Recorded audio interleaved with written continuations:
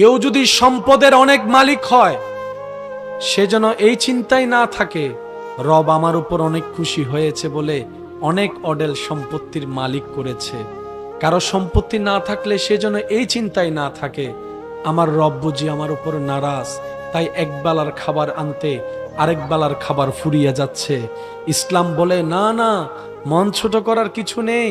রব্বুল আলামিনের হিকমতই এমন, কাউকে দিয়ে পরীক্ষা করে, কারো থেকে নিয়ে পরীক্ষা করে, কাউকে দিয়ে পরীক্ষা করে, কারো থেকে নিয়ে পরীক্ষা করে, কাউকে সন্তান দিয়ে পরীক্ষায় ফেলে রেখেছে, কারো থেকে সন্তান নিয়ে পরীক্ষায় ফেলে রেখেছে, কাউকে সম্পদ না দিয়ে পরীক্ষার রাস্তায় রেখেছে, কাউকে অডেল সম্পত্তি দিয়ে মহা পরীক্ষার মধ্যে ফেলে রেখেছে। সবাই আমরা আপন আপন জায়গায়, সবাই পরীক্ষার্থী, সবাই পরীক্ষার মধ্যেই আছি, সবাই প্রতি সেকেন্ডে পরীক্ষা দিচ্ছি। মাদ্রাসা স্কুলের পরীক্ষা বছরে 3টা অথবা 2টা ডেট, মাস, তারিখ ফাইনাল করে দিয়ে বলে দেওয়া হয় এত তারিখ থেকে এত তারিখের মধ্যে পরীক্ষা হবে, এইবারে এই তারিখে এই পরীক্ষা। আর দুনিয়ার আল্লাহর বান্দাদের জন্য 24টা ঘন্টার প্রত্যেকটা সেকেন্ডেই পরীক্ষা, প্রত্যেকটা সেকেন্ডেই পরীক্ষা, প্রত্যেকটা সেকেন্ডের মধ্যে পরীক্ষা নেওয়া হচ্ছে এক একজনকে এক একভাবে। এই দুনিয়া হচ্ছে পরীক্ষার জায়গা, আমরা সবাই পরীক্ষার্থী। রেজাল্ট বের হবে হাসরের ময়দানে রবের দরবারে। স্যার কারো বলেন না, স্যার কারো, সবাই পরীক্ষার্থী, সবাই কি? আমরা এত বোকার বোকা, নিজের পরীক্ষার খাতায় কিছু লিখতে না পারলো জীবন কাটাই ফেলতেছি অন্যের খাতা দেখতে দেখতে। ইতের এই দোষ, ইতের এই ভুল, ইতের এই ভুল, ইতে এটা করছে, এতে ওইটা করছে, ইতে এইতে এইতে এতে কইতে কইতে পরীক্ষার টাইম, নিজের খাতায় লেখার কোনো সুযোগ। আর বুদ্ধিমানরা অন্যের লাখিসের দিকে মনোযোগ দেয় না, অন্যের খাতার দিকে মনোযোগ না দিয়ে রবের উপর সর্বোচ্চ ভরসা রেখে নবী রাহমাতুল্লিল আলামিনের আদব প্রেমকে অন্তরে জায়গা দিয়ে নেক আমলের খাতায় নিজে কিছু লেখার চেষ্টা করে, কখনো ইস্তেগফার দিয়ে, কখনো জিকির দিয়ে, কখনো দান দিয়ে, কখনো সদকা দিয়ে, ফরজের পাশাপাশি সুন্নত হয়ে গোপনে গোপনে নফল ইবাদত করে নিজের আমলের খাতাটা নিজেই লিখতে থাকে, পরিপূর্ণ করতে থাকে। এই আশায় জানি আমার এমন কোনো আমল নাই যেটা আমার রবকে খুশি করতে পারে, আমি সেটা বিশ্বাস করি, স্বীকারও করি, আমার আমলে সে সৌন্দর্য যোগ্যতা নাই, কিন্তু এতটুক তো রবের দরবারে গিয়ে বলতে পারবো, ইয়া রব, তোমাকে রাজি করার মতো কোয়ালিটি ফুল কোনো আমল আমার কাছে নাই, কিন্তু তোমাকে রাজি করার নিয়তে আমি চেষ্টা করে গিয়েছিলাম। আর আপনারা ভালো করে জানেন, যে চেষ্টা করে, বলেন না, যে চেষ্টা করে সে সফল হয়, যে চেষ্টা করে সফল হয়। আর ছাত্র যখন চেষ্টা করে না পারলেও শিক্ষক কখনো তাকে মারধর করে না। শিক্ষক বলে আমার ছাত্র না পারলো, চেষ্টা তো অন্ত করেছে। খালি খাতা জমা দিলে মাইরা জানা নাই, আর যদি কোন রকম না পারলো চেষ্টা করে যান, মোটামুটি একটু মায়া পাওয়ার সুযোগ, ওই চেষ্টাটা অন্তত আমাদের সবার ভিতর থাকতে হবে। আল্লাহ আমাদের বুঝার আমল করার তৌফিক দান করুন। আমাদের গাড়ি শুরু হয়েছে যে স্টেশন থেকে, সে স্টেশনের নাম হচ্ছে রুহের জগৎ, বলেন। আর আমাদের সে স্টেশনের গাড়ি থামবে চিরতরে যে স্টেশনে গিয়ে, সে স্টেশনের নাম জান্নাত, সে স্টেশনের নাম। তাহলে রু জগৎ থেকে শুরু, এখানের ভিতরে অনেকগুলা জগৎ আসছে কি আসে নাই? আমরা কি শেষ হয়েছি? আমরা কি শেষ হয়েছি? মনে রাখবেন, মানুষের রুহের শেষ।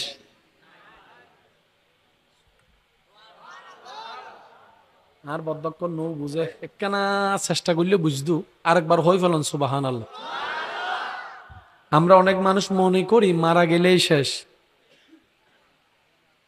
এটা অন্যদের শেষ হতে পারে। মুসলমানের মারা গেলে সাময়িক জীবনের শেষ হয়, অনন্তকাল জীবনের রাস্তার শুরু হয়। আমরা এখন আছি, আমরা এখন আছি, আওয়াজ দিয়ে বলেন দুনিয়ায় আমরা আছি না নাই? মায়ের পেটে ছিলাম, মায়ের পেটে ছিলাম, বাবার পিঠে ছিলাম, রু জগতে ছিলাম। তাহলে আপনি যেজন এখন আছেন, মায়ের পেটে ছিলেন কেমন? মায়ের পেটে যেমন ছিলেন, বাবার পিঠে ছিলেন কেমন? বাবার পিঠে ছিলেন যেমন, রু জগতে ছিলেন কেমন? ভিন্নতা ভিন্নতা ভিন্নতা, সত্য কিন্তু মহাসত্য। যেই আকারে থাকেন না কেন, যেই রূপে থাকেন না কেন, আপনি আপনি ছিলেন। দুনিয়ায় বলেন আমি, দুনিয়ায়, মায়ের পেটে, বাবার পিঠে, রু জগতেও। আরো জোরে, আরো জোরে। এবার আবার বলবো আমি শব্দটা, আপনারা একটু জোরে বলবেন। দুনিয়ায়, মায়ের পেটে, বাবার পিঠে, রু জগতে, কবরে, হাসরে, জান্নাতে। আপনি শুধু রূপ চেঞ্জ হবে। সুবহানাল্লাহ। ভিতরের আপনি আপনিই থাকবেন। বাহিরেরটা কি হবে? জোরে বলেন, বাহিরেরটা কি হবে? দুনিয়ায় আসার পরে ওয়া ওয়া, তখনও আপনি। মাঝে মধ্যে মেমোরিজের মধ্যে 4-5 বছর 6 বছর আগের বন্ধুদের সাথে ছবি তোলা, ছবিগুলা মাঝে মধ্যে চলে আসে। 6 বছর আগের ছবিগুলা নিজেরটা নিজে দেখে কাশিয়ার নগরে শরম বাদ দেয়, হাতে কিয়া হয়তো শাসন আর হুল্লা লাভ। নিজের ছবি নিজে দেখতে লজ্জা লাগে, নিজের অতীতের ছবি নিজে দেখতে মায়া লাগে, কিন্তু সবাইকে দেখাইতে কি লাগে? লজ্জা লাগে। ওই 20 সালও আপনি, 25 সালও আপনি, নাম পাল্টালো আপনি, হাত ভেঙে গেল আপনি, চেহারা পুড়ে গেল আপনি, পেট পুড়ে গেল আপনি, বরফ হয়ে গেল আপনি, আপনি ঠিক থাকবেন। ওই আপনিটা আসল কে? ওই আপনিটা আসল হচ্ছে আপনার রূহ। সুবহানাল্লাহ। আমি প্রথমে কি হইলাম বদ্দা, ইসলাম জানন নতুন বেশি বুঝন দরকার। আরা বুঝি বেললে টাইম নদী, আরা শুধু অন্য দোষ দোষ তোয়াই দি এটা কেন করে কি বললান হয় শুধু তোয়া দেখো হই ফাল্লার হই ফাল্লার হই। সবচাইতে মজার বিষয় কি জানেন? নিজের দোষের দাড়ি পাল্লা দিয়ে অন্যের দোষগুলাকে মাফি। আয় সবাই লাইনে ধর, দোষ কি বল, দোষ কি বল, দোষ কি বল। তো একজনে বলে যে দাড়ি পাল্লাটা কার? কয়টা আমার। তো তোর নিজের দাড়ি পাল্লা তো অনেক বাড়ি, তুই আমার গুলা মাফস কেন? কই অন্যের দোষ না দেখলে পেটের ভাত হজম হয় না। আছে এখানে কিছু সাত দোকানে বসে বসে খামাকা অন্যের নামে কথা বলে। কারো একটা বিয়ের কথা শুনলে, কোন একটা মেয়ে দেখতে আসছে, ছেলে দেখতে আসছে, সে গায়ে ভরে এসে বলবে তুই তোর মায়ে ফাঁসাই তো সুবহানাল্লাহ নো। ভাই আপনি কেমনে বুঝলেন? আমি বুঝছি মায়ে ভুয়া তো আইনা ভাইতে লাগবে না, না বাংলাদেশের মায়ে ফার অভাব হয়ে দে। আজ আইরা কোনো কাম নাই দিছে কান পরা। আর আমরাও বোকার মতো বাহিরের মানুষের কান পরা গুলো একটু বেশি বিশ্বাস করি। আমি কি বুঝাতে পারছি কথা? সেজন্য আল্লাহ কোরআনের মধ্যে বলেছেন ওয়াইলুল লিকুল্লি হুমাযাতিল লুমাযা। আল্লাহ আমাদের সবাইকে একটু নিজের ভালো বুঝার তৌফিক দান করুন। আর নিজের ভালো সবসময় অন্যের ভালো করার মধ্যেই লুকায়িত থাকে। এতটুক কথা যারা বুঝতে পেরেছেন তারা একবার বলেন মারহাবা। আমি কয়জন? স্টেশন কয়টা? স্টেশন কয়টা? স্টেশন কয়টা? আমি আমি আপনি আপনি কি হাতের কারণে, নাকি পায়ের কারণে, নাকি চোখের কারণে, নাকি রুহের কারণে? আরো জোরে বলেন। কেটে যাচ্ছে কি? কেটে যাচ্ছে কি? সেজন্য সন্তানের হাত পা কেটে গেল, ওই সন্তানকে মা নিজের সন্তানই বলে। সন্তান যদি বিকলাঙ্গ হয় তারপরও মা সন্তানকে নিজের সন্তানই বলে।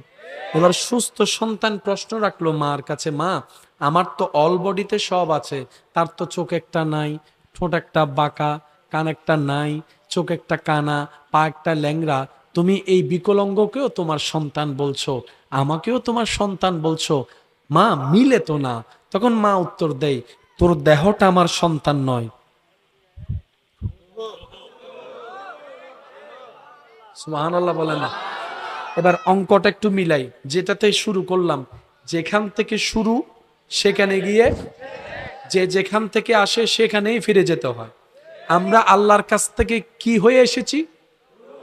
জোরে জোরে, আমরা আল্লাহর কাছ থেকে কি হয়ে এসেছি? ওই রুটা হয়ে এসে বাবার পিঠ মায়ের পেট হয়ে দুনিয়াতে এসে তারপরে কবর হয়ে হাসর হয়ে জান্নাতে যখন চলে যাব, যদি আল্লাহ তাআলা আমাদের উপর রাজি হয় তাহলে আমরা দেহ সহিত রু নিয়ে যাব। সেজন্য আল্লাহ তাআলা নবীদের শানের মধ্যে জমিনকে হুকুম করেছেন, হে জমিন, আমার নবী রাসূলের দেহকে কখনো তোমরা খাবা তো দূরের কথা, স্পর্শ পর্যন্ত করিও না, স্পর্শ পর্যন্ত করিও না। জমিন কার দেহ স্পর্শ করে না? উত্তরটা সহজ, বুঝে নিবেন। জমিনে দেহ রাখার পর জমিন যে দেহের ভিতরে আপন রবের প্রেমের অস্তিত্ব খুঁজে পাবে, জমিন ওই দেহকে কখনো স্পর্শ করে না, মায়া করে আগলায় রাখে। জমিন বলে আমিও যার,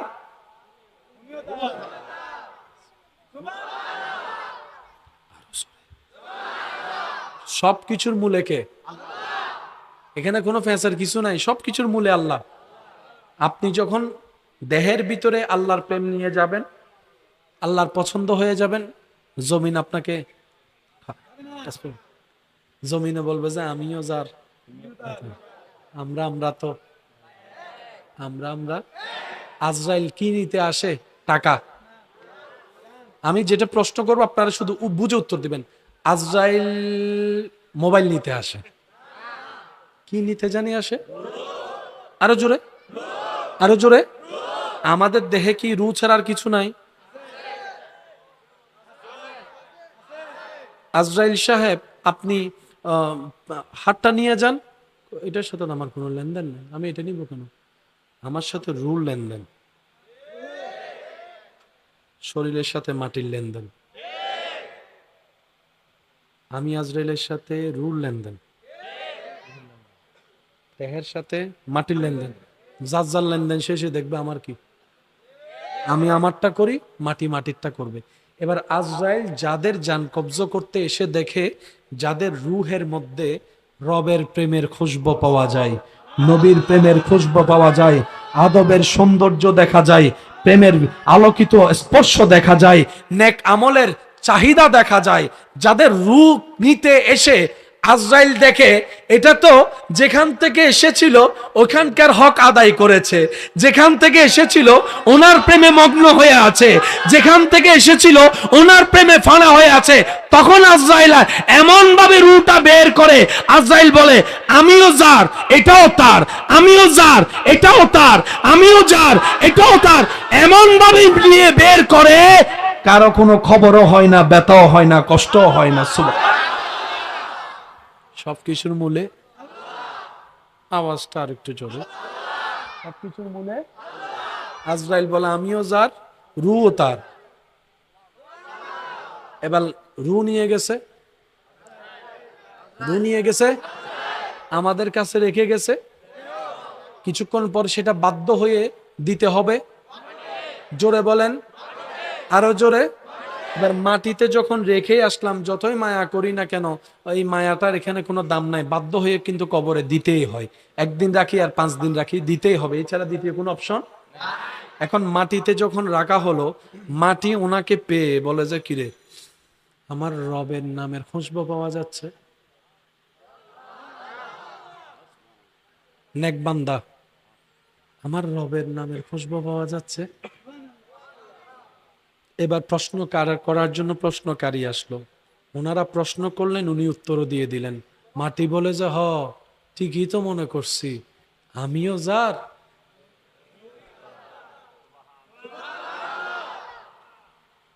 আল্লাহ আমাদেরকে একটু বুঝার তৌফিক দান করুন। ওই সম্মানটা আমাদের সবার নসিবে আল্লাহ দান করুক। আর একটু জোরে। এটা তো অনেক বড় একটা প্রাপ্য পাওয়া, চাওয়া, কি বলেন? মরণটা যদি সুন্দর হয় ঈমানের সাথে, কবরটা যদি আলোকিত হয় ঈমানের নূরে, এর চেয়ে বড় পাওয়া আর কিছু হতে পারে? আওয়াজ দিয়ে বলেন, হতে পারে? আল্লাহ, ও গো আল্লাহ, ক্ষমা করে দাও, মাফ। সবাই মিলে কি আওয়াজে আল্লাহ, ও গো আল্লাহ।